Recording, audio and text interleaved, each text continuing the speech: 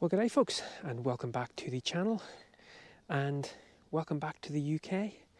Yes, after 9 weeks touring through France and then a little smidge of Belgium, we made it back to the UK actually 2 weeks ago.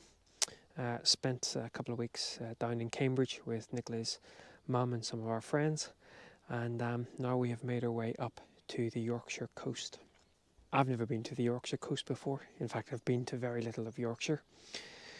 And so it's just going to be a little bit of exploration as we make our way. We sort of come into the Yorkshire coast at Bridlington, and we're just going to make our way up north. So over these next, I guess, couple of vlogs, we will just see what there is to see on the Yorkshire coast. Now, you might be able to tell with that bit of a whiteout, just standing behind the van here, that bit of a whiteout, that the conditions are pretty dull and not very conducive to landscape photography, which is why this morning it's quite good that I'm actually not going to be focusing on landscape photography.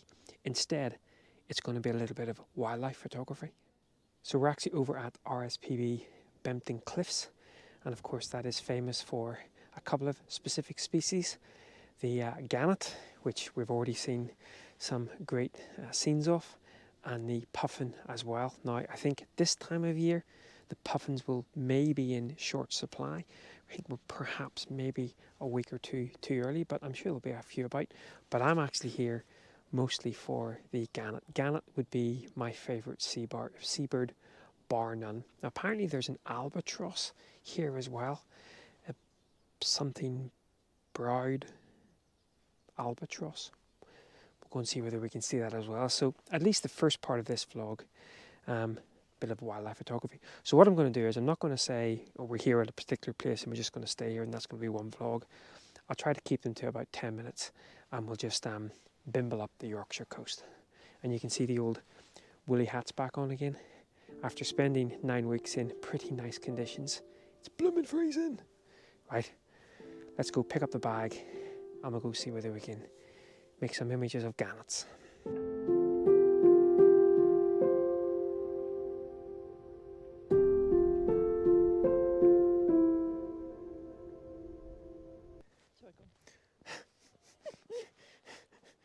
And this little bit of footage, I was actually going to talk about Nicola. She's just here. Yeah, you might have heard her saying there, they must rake it in. All about the money. Yeah, and we've also discovered that Nicola probably shouldn't be an RSPB kind of warden because she got all the bump where everything was and then said to me, Gannet's, razorbills and other like that are down that way. So the albatross wasn't blown, of course. They actually reckon that it's maybe got something wrong with its homing beacon and it basically now spends seasons here. I, on the other hand, think it looked at the hassle of breeding and kids and all that and went, nah, I'm off. And it just now wanders around the world like a nomad. Just like me. Except you can't get rid of me. I've managed to shake off my my tail yet, so anyway. So obviously trying to shoot the gannets today, and that's going to mean shooting with the, oh, there you go. There's the smell of the seabirds before you see the seabirds. So obviously shooting with the 1-400 on the XT4. Now, I haven't shot moving subjects in a good couple of years, so something tells me there's going to be more misses than hits. But there's one specific shot I would like to get of the gannets, but whether that's going to be possible or not, I'm not sure. So XT4, 1-400.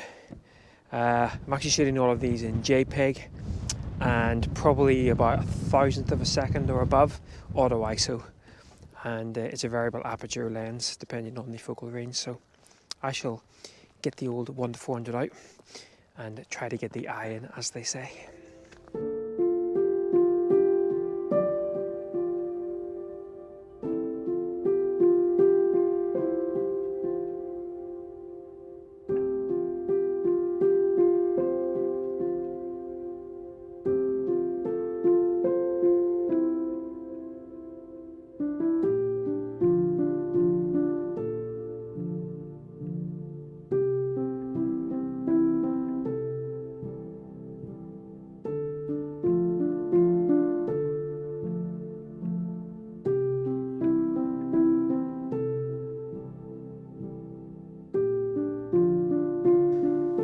Well, that is rather difficult.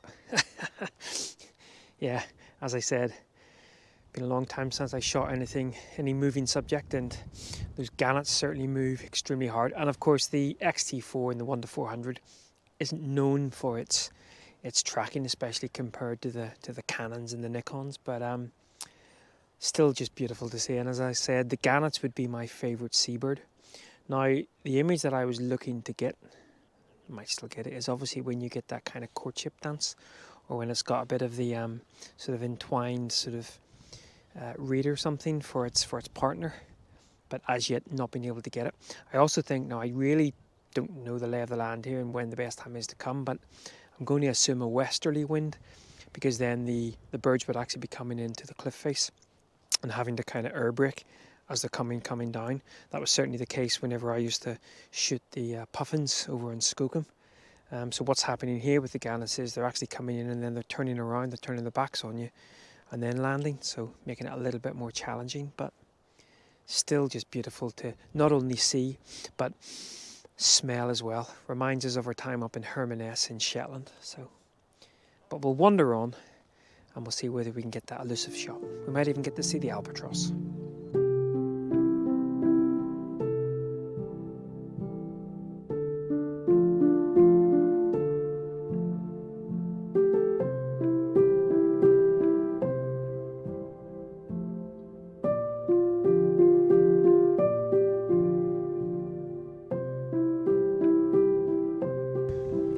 Well, we have been back to the van and got refreshed with some lunch, and now have come back out to the main gannet colony, and it's beautiful.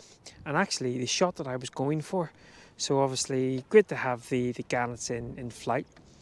I still think the puffin wins the award for the sort of catching that little bugger in flight, but the gannets are fantastic, and because we've got such a windy day today, they're moving really sort of unpredictably, and so it becomes quite difficult. And you think I've got the shot, and it just goes bloop, faster than Ryan Giggs against Arsenal in the 1999 FA Cup semi-final at Villa Park. Oh, still gives me goosebumps.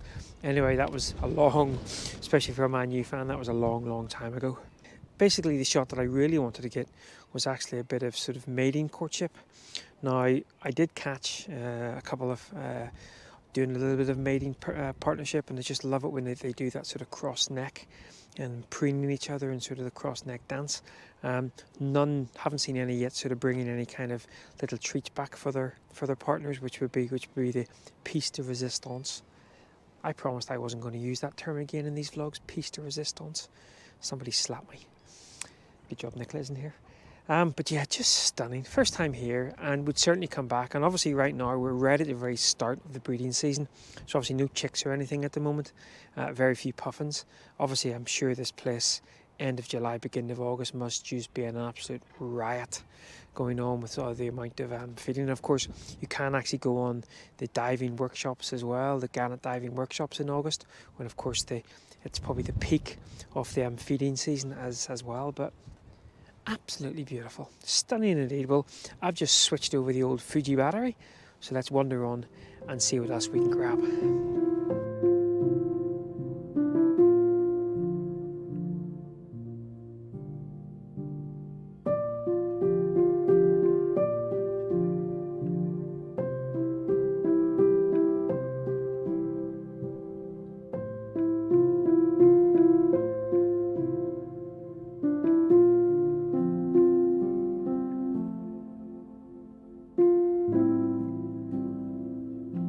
Well, good morning, and I didn't record any little outro last night from Bempton Cliffs, so doing it this morning.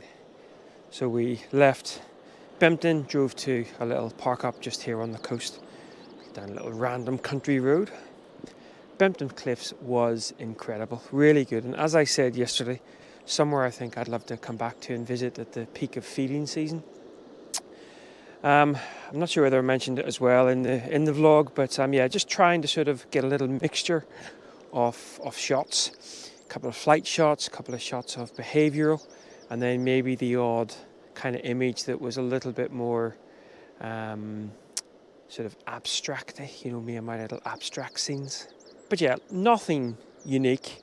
Lots of really fantastic images have been done with gannets before, and for good reason. They are beautiful. One of the things I would say, if you come to Bempton Cliffs, if you've not been before, and I think this is something that we're all a little bit guilty of. I was actually talking to another chap, sorry, I'm walking down some quite steep steps here. I was talking to another chap while we were sort of just meandering along, and he made the comments, and it really stuck with me. You know, you almost get, even though we were only there for 5-6 hours, we almost became almost immune blasé to the fact that these incredible seabirds were not quite within arm's reach, but, you know, maybe 2 arms reach away, just gliding past. Now, as you know, we have a base up on the north coast of Ireland, and we do see gannets during the season, but quite a bit away. Sometimes you get one that kind of sails maybe 50-60 foot away, and you're like, wow, gannets, awesome. And all of a sudden, we had gannets kind of 2 arms reach away. So just trying to kind of pull myself out of the whole like, oh yeah, look, blah, and being, wow, a gannet, an incredible gannet. So yeah, it was a stunning day, trying some different bits and pieces. It really has sort of invigorated my love of wildlife photography. And I'm sure over these next weeks, months, and perhaps years, the old wildlife itch will continue to be scratched. I think landscape work is still my passion, but there's certainly a lot of enjoyment out of doing wildlife work as well. Well, I'm going to call it there, and we'll pick it up again next week here. As I say, we just parked up on a little kind of random stretch of the coastline. Lovely quiet night last night. It's about 6:30, very grey overhead as you can see, so not really conducive to anything landscapey, but we'll see what we do. But you'll have to tune in next week as we continue our slow bimble up the Yorkshire-ish, Northumberland-ish coast. Right guys, well once again, thanks for following along. I'll throw up a couple of little final gannet images. And until next time, take care. Bye-bye.